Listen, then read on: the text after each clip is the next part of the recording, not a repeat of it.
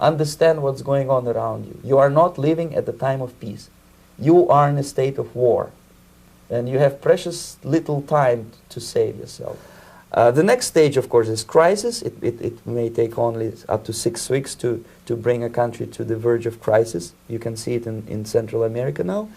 And after crisis, with a violent change of power, structure, and economy, you have so-called the period of normalization. It may last indefinitely.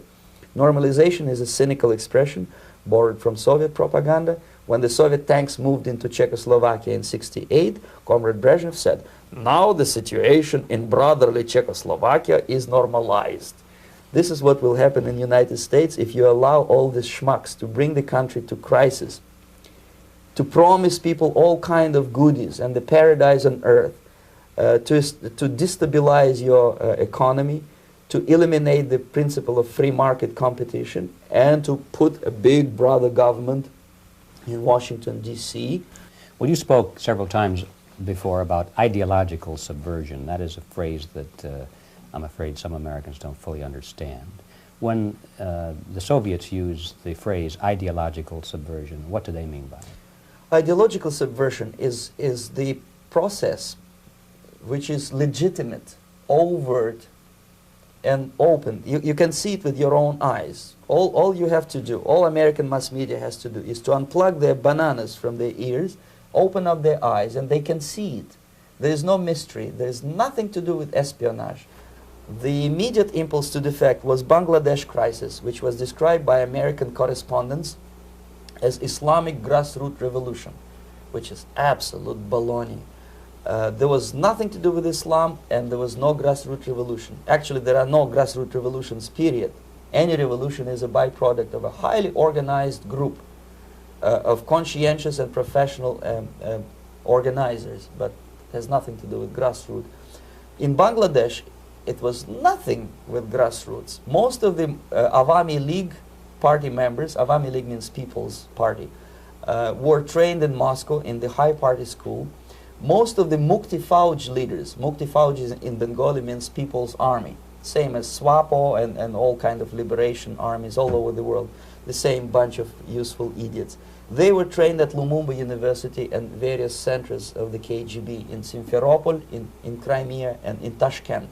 According to my opinion and opinion of many defectors of my caliber, only about 15% of time, money, and manpower is spent on espionage as such. The other 85% is a slow process which we call either ideological subversion or active measures, активные мероприятия in the language of the KGB, or psychological warfare.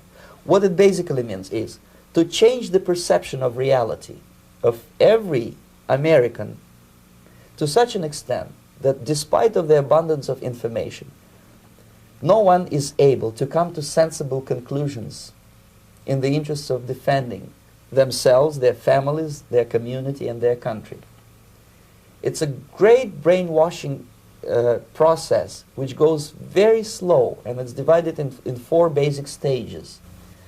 The first one being demoralization. It takes from 15 to 20 years to demoralize a nation. Why that many years? Because this is the minimum number of years which requires to educate 1 generation of students in the country of your enemy, exposed to the ideology of the enemy. In other words, Marxism-Leninism ideology is being pumped into the soft heads of at least 3 generations of American students without being challenged or counterbalanced by the basic values of Americanism, American patriotism. The result you can see.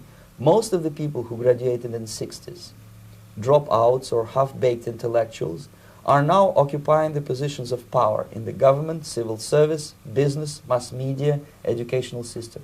You are stuck with them. You cannot get rid of them. They are contaminated. They are programmed to think and react to certain stimuli in a certain pattern. Exposure to true information does not matter anymore. A person who was demoralized is unable to assess true information. The facts tell nothing to him. Even if I shower him with information, with authentic proof, with documents, with pictures, Even if I take him by force to the Soviet Union and show him concentration camp, he will refuse to believe it until he is going to receive a kick in his fat bottom. When a military boot crashes his, then he will understand, but not before that. That's the tragic of the situation of demoralization. So basically America is stuck with demoralization, and unless, even if you start right now, here, this minute, you start educating new generation of Americans, it will still take you 15 to 20 years to turn the tide of ideological perception of reality back to normalcy and patriotism. And yet these people who've been programmed and, as you say, in place, and Yes. who are favorable to an opening with the Soviet concept, these are the very people who would be marked for extermination in this country? Most of them, yes. Simply because the psychological shock when they will see in future what the beautiful society of equality and social justice means in practice, obviously they will revolt. They will be very unhappy, frustrated people.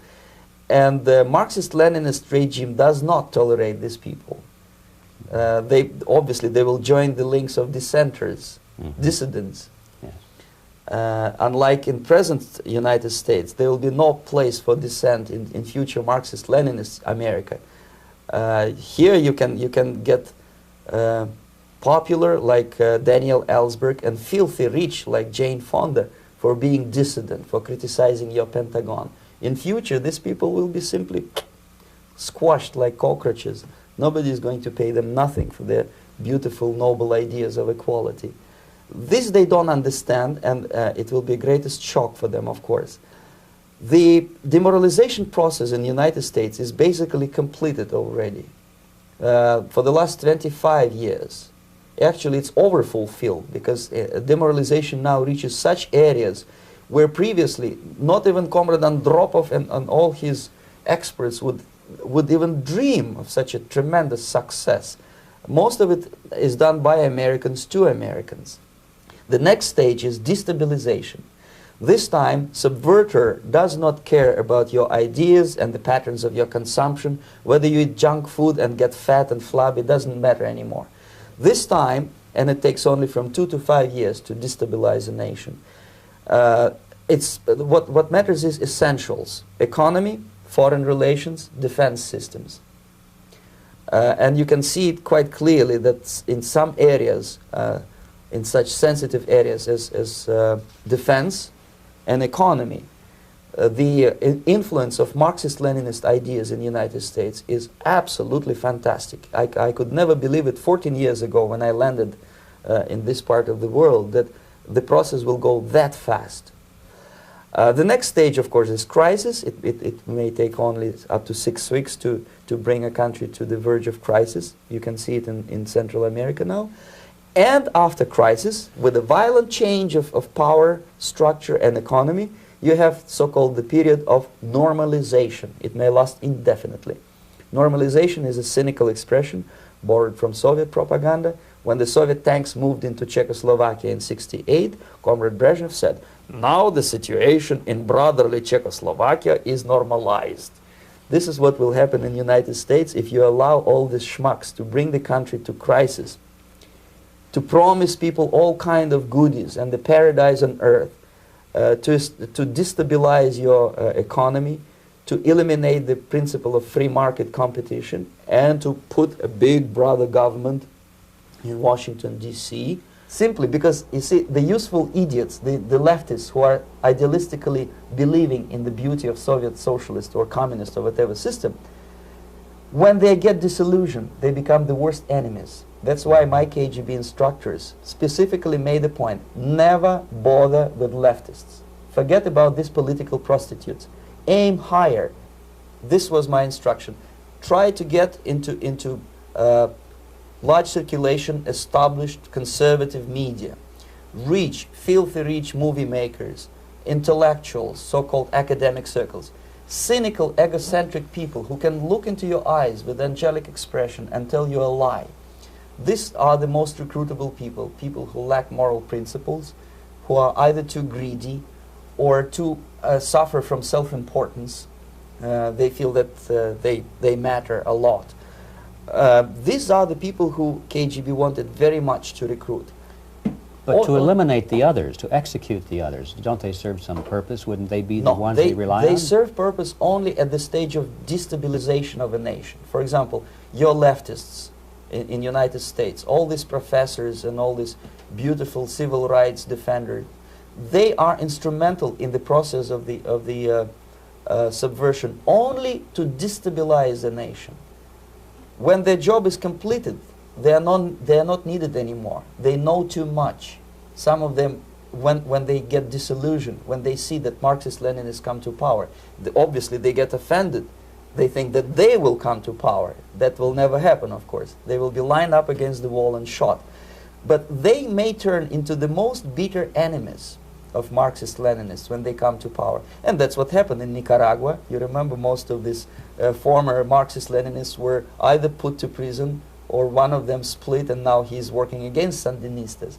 It happened in Grenada when Maurice Bishop was already a Marxist. He was executed by a new Marxist who was more Marxist than this Marxist. Same happened in Afghanistan when first there was Taraki, he was killed by Amin, then Amin was killed by Babrak Karmal with the help of KGB. Same happened in Bangladesh when Mujibur Rahman, very pro-Soviet leftist, was assassinated by his own Marxist-Leninist military comrades. It's the same pattern everywhere. The moment they serve their purpose, all the useful idiots are either be executed entirely, all the idealistically minded Marxists, or exiled or put in prisons, like in Cuba. Many former Marxists are in Cuba, in prison. Most of the American politicians, media, and educational system trains another generation of people who think they are living at a peacetime. False. United States is in a state of war, undeclared total war against the basic principles and the foundations of this system. And the initiator of this war is not Comrade Andropov, of course. It's the system. However ridiculous it may sound, the world communist system or the world communist conspiracy, whether I scare some people or not, I don't give a hoot. If you are not scared by now, nothing can scare you. But you don't have to be paranoid about it. What actually happens now, that unlike myself, you have literally several years to live on unless the United States wake up. The time bomb is ticking. With every second, the disaster is coming closer and closer. Unlike myself, you will have nowhere to defect to, unless you want to live in Antarctica with penguins. This is it. This is the last country of freedom and possibility. Okay, so what do we do? What is your recommendation to the American people? Well, the immediate thing that comes to my mind is, of course, there must be a very strong national effort to educate people in the spirit of real patriotism, number one. Number two, to explain them the real danger of socialist, communist, whatever, welfare state, big brother government. If people will fail to grasp the impending danger of that development, nothing ever can help United States. You may kiss goodbye to your freedom, including freedoms to homosexuals, to prison inmate. All these freedoms will vanish, evaporate in 5 seconds, including your precious lives. The second thing, the moment at least part of United States population is convinced that the danger is real, they have to force their government. And I'm not talking about sending letters, signing petitions, and all this beautiful, noble activity. I'm talking about forcing United States government to stop aiding communism. Because there is no other problem more burning and urgent than to stop the Soviet military-industrial complex from destroying whatever is left of the free world. And it is very easy to do. No credits, no technology, no money, no political or diplomatic recognition, and of course no such idiocy as grain deals to USSR. The Soviet people, 270 millions of Soviets, will be eternally thankful to you if you stop aiding a bunch of murderers who sit now in Kremlin and whom President Reagan respectfully calls government. They do not govern anything, least of all such complexity as the Soviet economy. So basic, two very simple, maybe two simplistic answers or solutions, but nevertheless, they are the only solutions. Educate yourself, understand what's going on around you. You are not living at the time of peace. You are in a state of war, and you have precious little time to save yourself. You don't have much time, especially if you are talking about young generation. There's not much time left for convulsions to the beautiful disco music. Very soon it will go, just overnight. If we are talking about capitalists or wealthy businessmen, I think they are selling the rope on which they will hang very soon. If they don't stop, if they cannot curb their unsettled desire for profit, and if they keep on trading with the monster of the Soviet communism, they are going to hang very soon. And they will pray to be killed, but unfortunately they will be sent to Alaska probably to manage industry of slaves.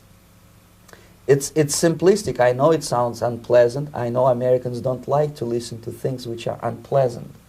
But I have defected not to tell you the stories about such idiocy as microfilm, James Bond type espionage. This is garbage. You don't need any espionage anymore. I have come to talk about survival. It's a question of survival of this system. You may ask me, what is it in for me? Survival. I have sworn upon the altar of God eternal hostility against every form of tyranny over the mind of man. Thomas Jefferson. If you are receiving this transmission, you are the resistance.